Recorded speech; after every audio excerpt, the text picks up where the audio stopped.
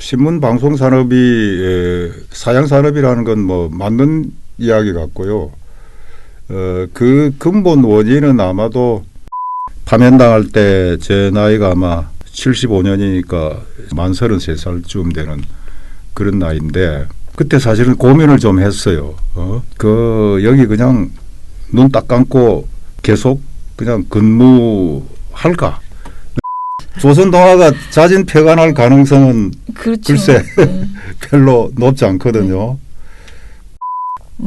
한겨레에 대해서 사실 최근에 임지경 선생님이 굉장히 자랑을 많이 하셨는데 뭐 한겨레가 그때 처음 만들어질 때부터 그래도 여성 인권에 대해서 굉장히 이제 그러니까 여기자 분들 같이 일하는 분들에 대한 또 민주적인 분위기를 만들고 또 여성 기자들에게도 굉장히 똑같이 일을 하는 분위기를 만든다거나 그런 것들을 굉장히 많이 이제 처음 만드는 신문이고 또 국민의 손으로 만드는 신문이기 때문에 좀 더 바람직한 언론상을 제시하려고 노력했다라고 했었거든요.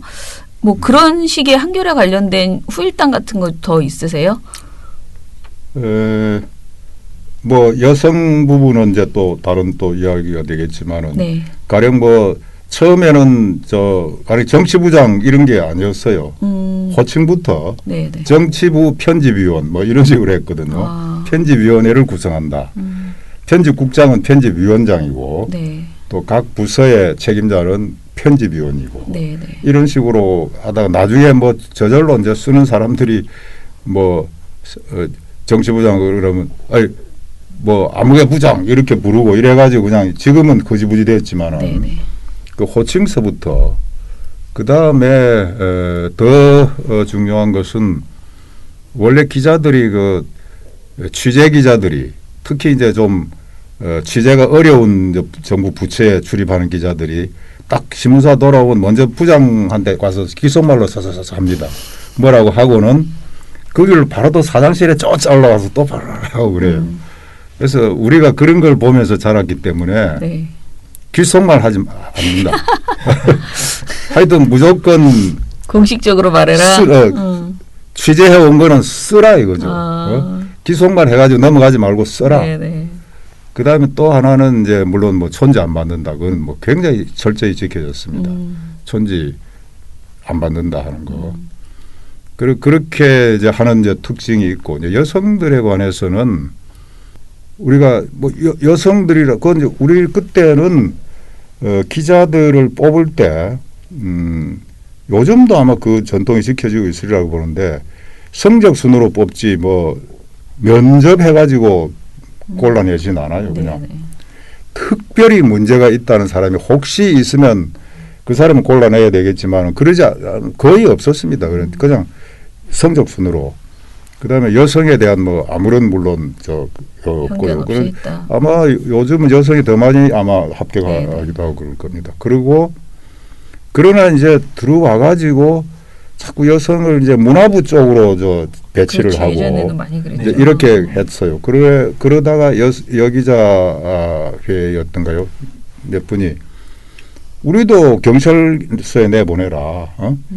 경찰 기자를 하고 거기서 우사도 생각되면 뭐 정치부도 가고 뭐 경제부도 가고 그러니까 왜 맨날 우리는 문화부 개통만 시키려고 하느냐. 오케이 그래가지고 전부 그다 풀어버린 그런 경우가 있었네요. 예. 이제 다시 좀 아까 하던 기자 지망생들 얘기로 좀 돌아가 보면요. 예.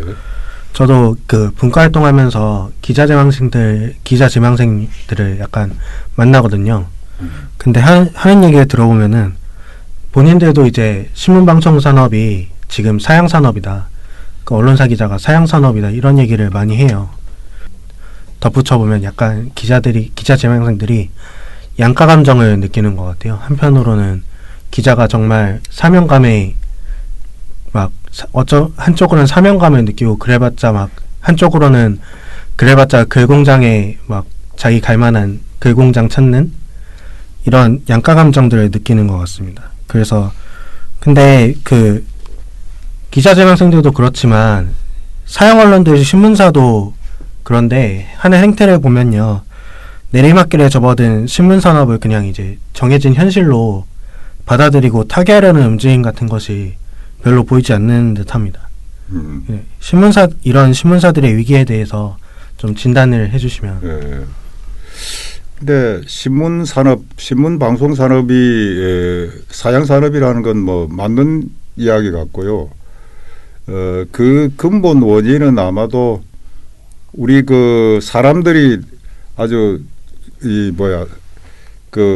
원하는 게 다양해졌기 때문일 거예요. 그리고 자기 시간을 이제 쪼개는데 옛날 옛날 사람들 같으면 아침 일어나면 신문 딱 펴들고 네. 네. 그날 뭐가 중요하지 하고 저녁에 집에 들어가면 이제 또 그 방송 켜가지고 뉴스 이렇게 뉴스 쇼 같은 거 이제 진행하는 걸 보고 이렇게 하면서 하루를 이제 마감하고 하는데 그럼 이제 지금은 이제 뭐냐면 아주 다행해서 신문 아마 안 보고 저 스스로도 지금 신문을 안 보고도 막 이제 하루를 지내버리기도 하고 그러거든요. 네. 경우니 그건 말하자면 기본적으로 이제 신문 산업의 시장 자체가 그런 상황이 돼 있고 또 1인 매체다 이렇게 하면서 거의 사람들이 뉴스를 접하는데 그냥 유튜브 같은 데서 나오는 이야기나 1인 매체 이런 구별이 없어요. 네. 가령 동아일보나 조선일보 또는 한겨레 같은 데서 조선 동아는 원체 이제 지면이 많이 그냥 공개 나오고 있으니까 물론 그렇다 치더라도 한겨레 같은 데를 요새 한겨레는 뭐라고 주장하고 있나 이런 걸 관심을 갖는 게 아니라 그냥 클릭해 보면 그냥 뭐가 나오는데 나중에 보면 그건 전혀 검증 안 된 1인 매체의 어떤 매체가 주장하는 거예요. 네. 큰 신문사들이 주장하는 거하고 구별 안 되게 그냥 수용되거든요. 독자나 시청자들한테. 그래서 참 힘든 상황이다 하는 이제 상황은 맞는 것 같고 그런데 그럼 그 신문사들이 지금 거기에 대해서 어떻게 적응해 가려고 하느냐. 이를테면 방송을 시작한다든지 또는 무슨 다른 걸 한다든지 뭔가 이제 신문 아닌 다른 뭐를 좀 벌려가지고 네. 어떻게 커버해 보려고 하는 것 같은데 그건 제가 볼 때는 잘못된 게 그렇게 해가지고 다른 쪽으로 만일 빠져버리면 그거는 이제 언론사라고 할 수가 없고 이제 지금 신문이 현재 인식이 좀 달라져야 될 것은 뭐냐면 지금까지는 신문해서 재벌 부럽지 않게 살았어요. 사실은. 조선일보, 동아일보, 중앙일보 아예 재벌이고 부럽지 않게 살고 왜냐하면 광고라는 걸 그냥 협박해가지고 받아오고 또 그거 아니더라도 또 압력 수단이 되니까 그 압력 수단으로 남부럽지 않게 살아온 거죠. 사실은 언론 사주들이. 그런데 언론 사주들의 그런 생활이 보장되면 안 되는 거죠. 사실은. 그렇죠. 언론이라는 거는 언론 사주가 된다는 건 뭔가 간신히 살아가면서 좀 신문을 어떻게 좀 해야지. 이런 사람들이 언론이라는 걸 수단으로 해가지고 말이지 아주 굉장히 남부럽지 않은 생활을 하도록 언론이 그것이 수단이 되어서는 안 되는. 그래서 언론사의 사양화다 이런 거는 제가 볼 때는 당연히 그렇게 가는 거고 그럼에도 불구하고 언론사가 신문이 아니면 참 정말 내가 의미가 없다 내 삶이 그런 사람들만 모여서 해라 이거죠. 신문을 경영자도 하고 기자도 하고 이제 그런데 단 한 가지 언론이 이게 이제 1인 매체나 의미 없는 그런 매체들 그냥 아무나 갈게 되면 뉴스가 되는 이런 시대에 100명, 200명의 기자를 동원해서 만들어내는 이 뉴스의 가치가 어떻게 보장될 수 있느냐. 어떻게 그거를 이제 연구해야 돼요. 네. 언론 하는 사람들은. 한 명이 그냥 자기 생각 머릿속에 있는 거 그냥 주르르 쓰는 그런 뉴스하고 어떻게 차별화할 수 있느냐. 응? 다 훈련된 기자들이잖아요. 훈련된 기자들이고 많은 사람들이 분업해서 하고 있는 그런 거고 그럼 차이가 확 나야죠.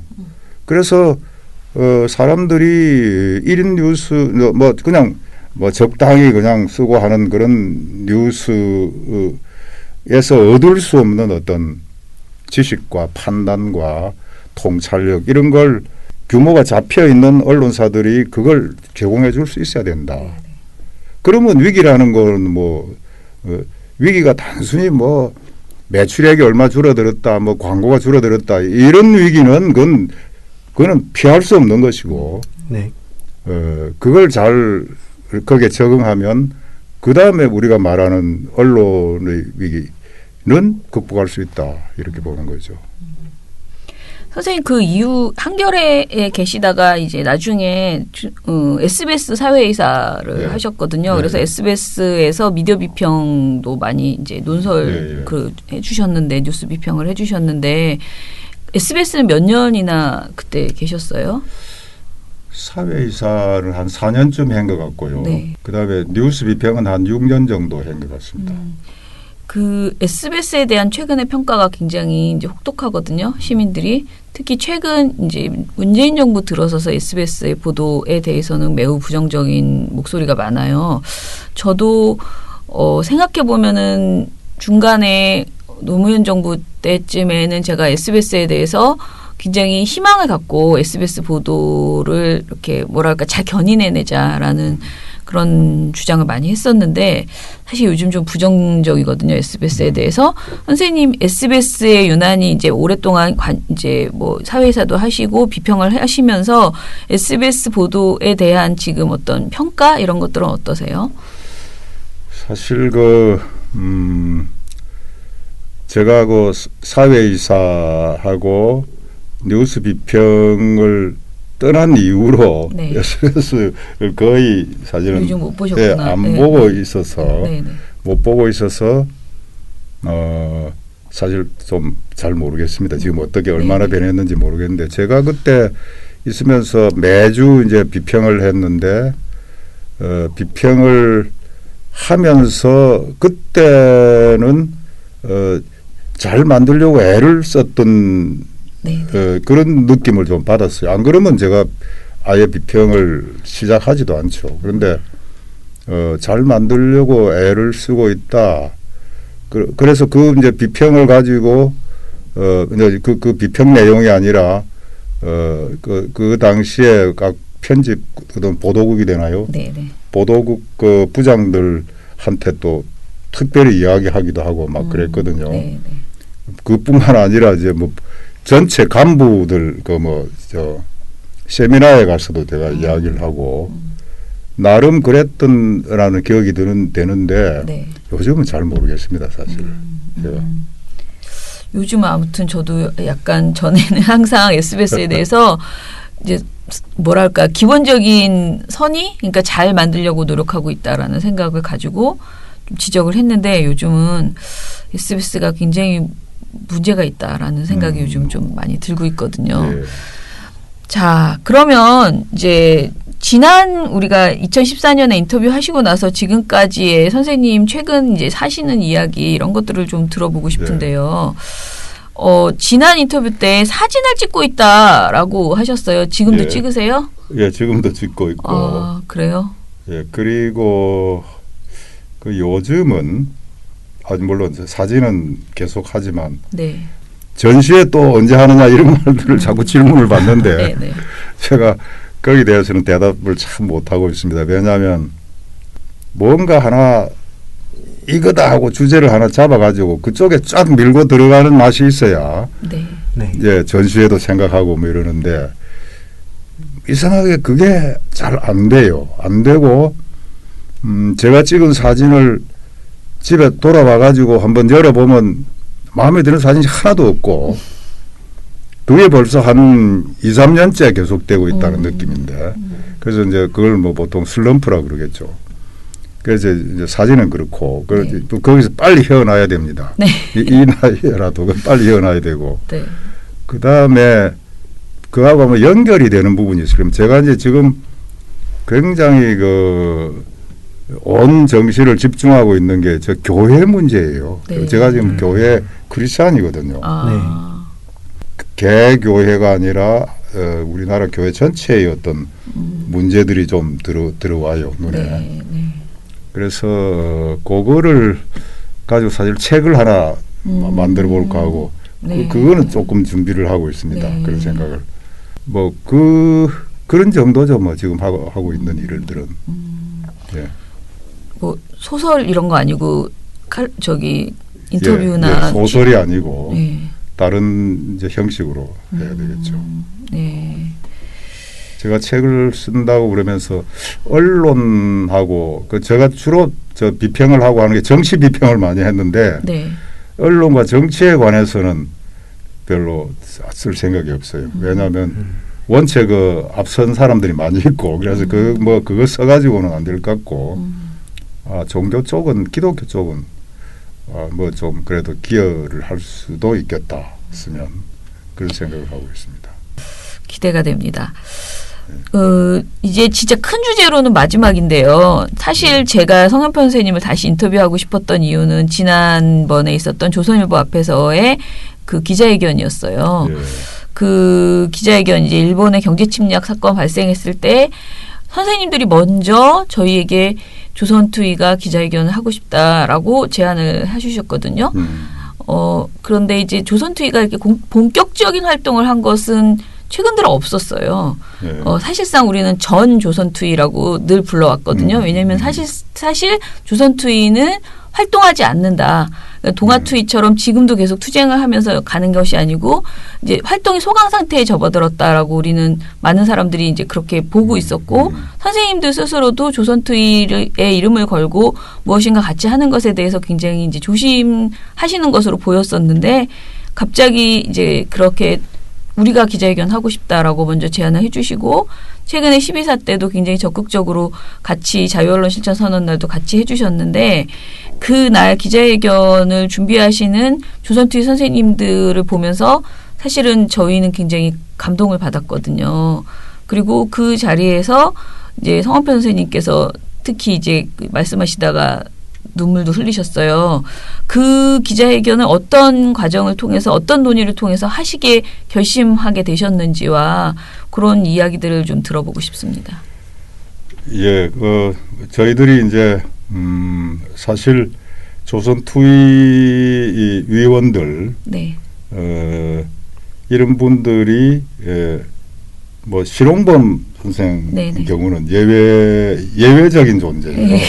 그 외에는 사실은 이 몇 년 사이에 저를 포함해서 언론 운동이나 뭐 이런 데 관해서 별로 참여를 안 했을 뿐만 아니라 관심이 별로 없었습니다. 네네. 사실은.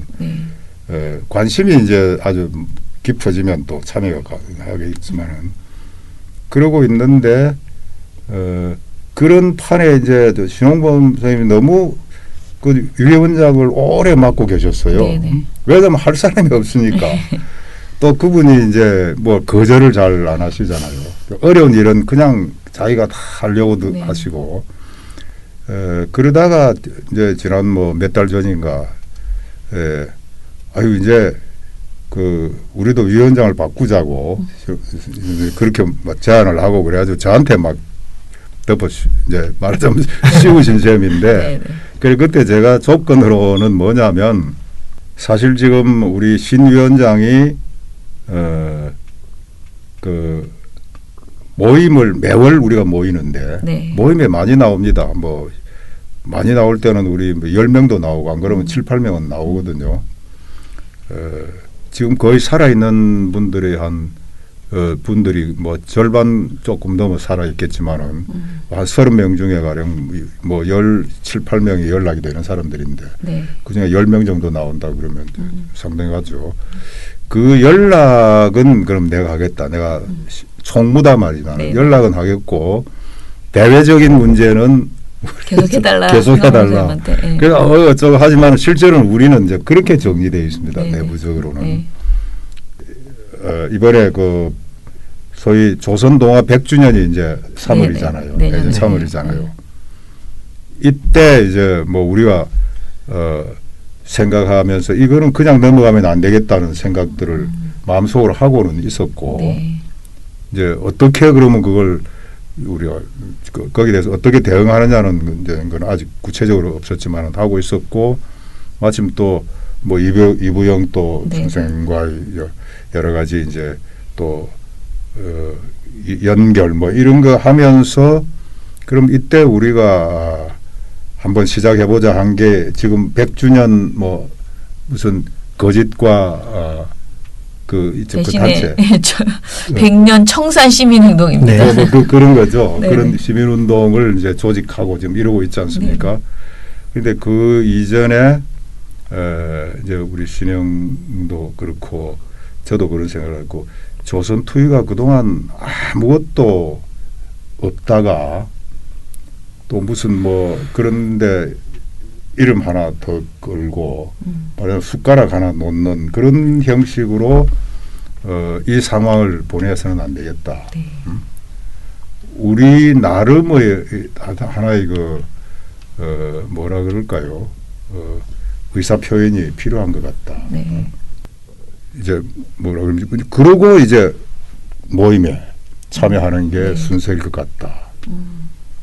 그래가지고 시작을 한 겁니다. 그리고 거기에 대해서는 이제 다른 분들도 뭐 좀 뜬금없는 소리로 받아들이기도 하게 한 분들도 있지만은 반대는 이제 없었고요. 네. 그렇게 해서 시작이 된 거죠. 희영 씨는 더 그때 상황에 그때 보셨어요? 네, 그 영상을 다 봤는데요. 음. 네, 말씀하신 발언이 이제 기자 후배 네. 조선일보 기자 후배들에게 당부하는 말씀을 하시면서 그 눈물을 흘리셨어요. 그때 그 어떤 그 심정이셨는지 들어보고 싶습니다. 그때 조선일보에서 파면당할 때 제 나이가 아마 75년이니까 제가 42년생이거든요. 네, 그럼 33살이 되네요. 만 33살쯤 되는 그런 나이인데 그때 사실은 고민을 좀 했어요. 여기 그냥 눈 딱 감고 계속 그냥 근무할까? 왜냐면 또 제 나름대로 이제 저는 이제 정치부 기자였고 네. 제가 뭐 선배들 중에 이제 뭐 인정해 주는 사람도 있었고 좀 부끄러운 이야기지만은 그래서 아유 뭐 여기 그냥 주저앉아 가지고 그냥 할까? 아니면 두고 후회할 일이 생길 수도 있는데 여기서 그냥 결단을 내고 새로운 인생을 한번 시작해 볼까? 왜 그런 생각을 했냐면 우리가 그걸 시작을 하면 쉽게 끝나지 않을 것이다 하는 정도의 막연한 이제 그건 있었거든요. 그래서 고민을 하고 결국 이제 결단을 이제 했는데 이제 그대로 지금 남아 있으면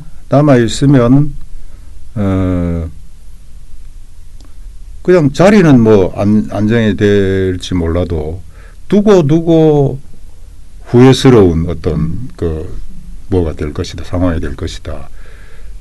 왜냐하면 그냥 보통 우리 젊은이들이라면 아마 이게 이 순간 어떤 선택을 하느냐에 따라서 굉장한 나중에 그것도 20년, 30년, 뭐 20년 정도가 아니라 20년이라 해봤자 50대잖아요. 제가 70대를 넘어서는데 40년, 50년 앞으로 이제 지금 살아온 거는 30년밖에 안 되지만은 앞으로 남은 게 40-50년씩 가는 건데 두고 후회스러운 어떤 그런 게 될 것 같다는 생각을 하면서 그것도 아들 같은 생각이 들어요. 들었어요. 그때 왜냐면 그 남아있는 후배들이 그 중에 이제 고민하는 후배들만 상정을 물론 했죠. 뭐 고민도 안 하고 뭐 내가 하는 일이 뭐 좋은 일이다 그러고 막 뛰어다니는 후배들 같으면 그야말로 이제 저 사람들은 이제 그건 뭐 이야기할 거리도 안 되죠. 눈물을 흘리는 정도가 아니라 아마 통곡을 해야 될지 모릅니다. 그런 사람이 있다는 사실을 두고도. 그런데 대체로 좀 앞으로 4, 50년을 굉장히 힘들게 살아가게 될 후배들 이런 생각이 갑자기 드니까 나도 모르게 약간 울먹여져 버린 거예요. 그래서 조금 뭐 그걸 또 참기도 뭐하고 해서 조금 부끄럽게 됐죠, 사실. 뭐가 부끄러워요. 근데 사실은 저는 조선일보 기자들이 별로 후배로 느껴지실 것 같지 않은데 요즘 조선일보 기사를 나는 보면. 이제 기자의 지금의 어떤 기사 행동 이런 게 아니라 나이 어린 사람들, 아들 또래들, 네네. 아들 또래에 대한 뭐가 좀 있습니다. 걔들의 어떤 행동 뭐 이런 것보다도 사실 또 어찌 보면 제 아들이 만일 살아 있다면 지금 한 40, 40대 얼마쯤 됐겠네요. 뭐 의사하고 그러다가 자기 병 때문에 의사가 자기 병으로 자기 병을 못 이기고 결국 죽었는데 이제 이제 좀 고만한 애들 30대 뭐 이런 애들 보면 조금 안 됐다 싶은 생각이 있어요.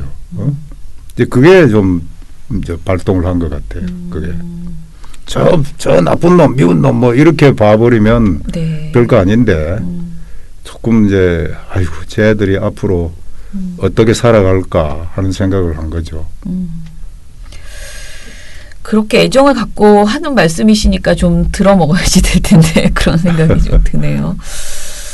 그 아까 말씀드렸던 이제 선우이 주필의 예. 법정 지원문에 이런 얘기가 있거든요.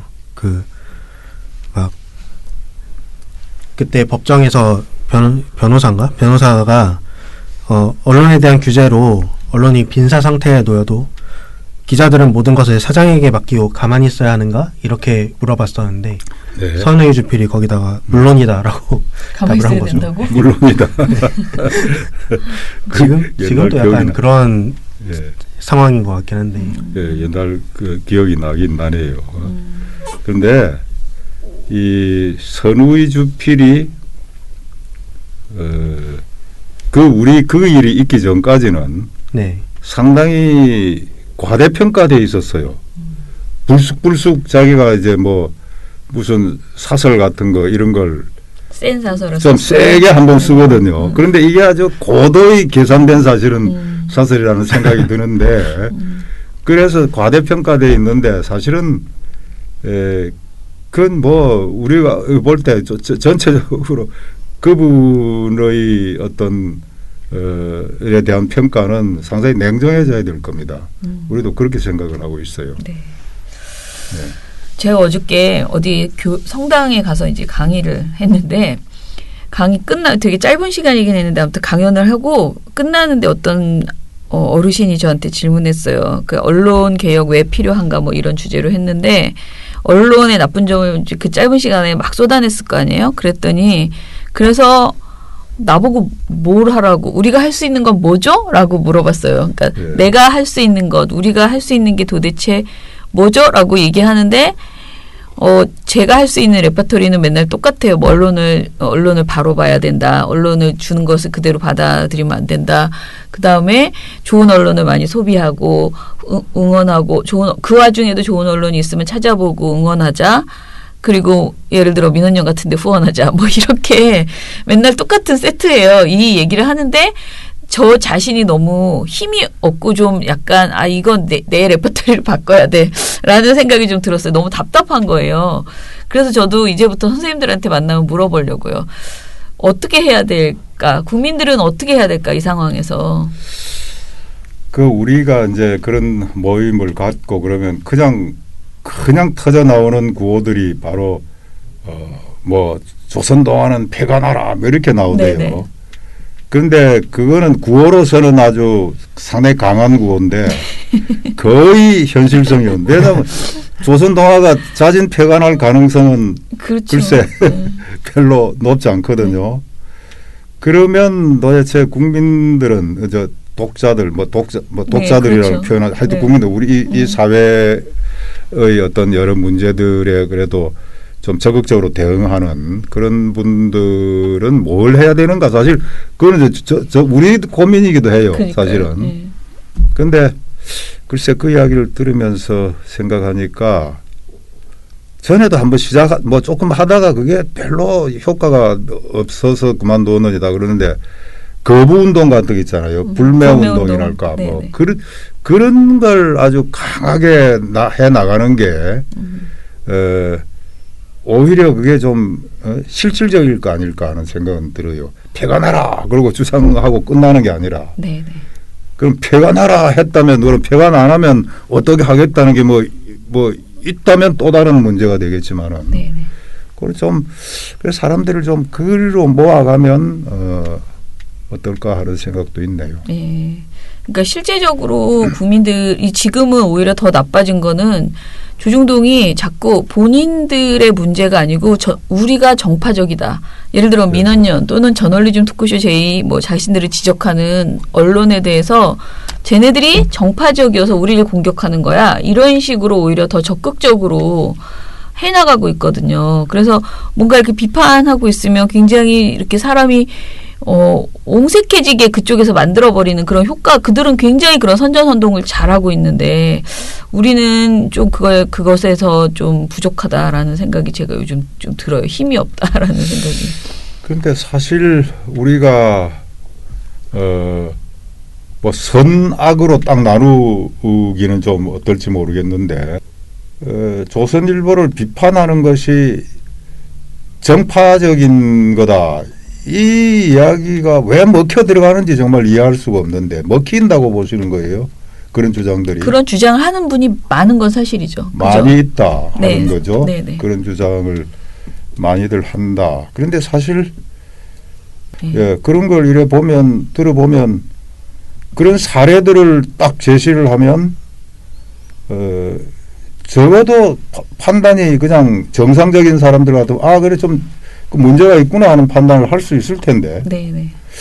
할 수 있을 텐데 왜 자꾸 그런 주장은 우리를 욕하는 건 전파적인 거라고 하는 그 사람들의 주장이 실제로 먹힌다면 그게 뭔가 좀 연구해 봐야 되겠죠.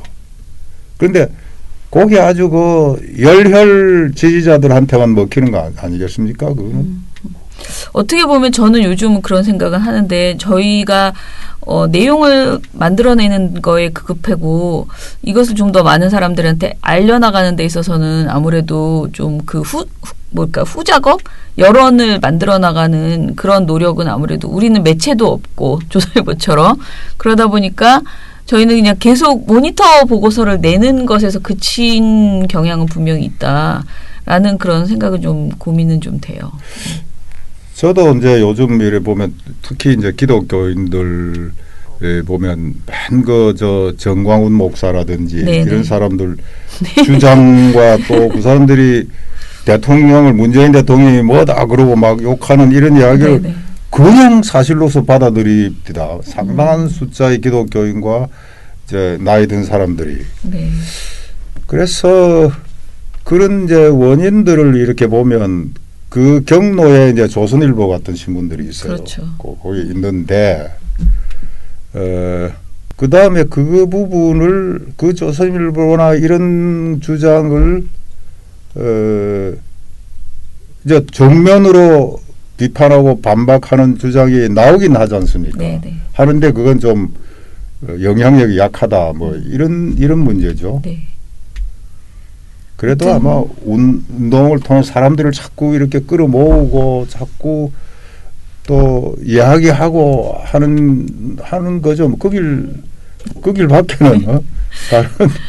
아니 생각해 보면 저는 희망적이라고 생각하는 건 예전에 비해서 훨씬 더 많이 사람들이 조선일보가 문제라는 걸 알고 많아졌을 거예요. 그죠, 많아졌어요. 네, 조선일보 자체의 영향력은 많이 줄어든 것 같다는. 많이 줄어들었을 네, 것이고 맞아요. 이미 거꾸로. 진짜 극우파들은 조선일보도 안 믿거든요.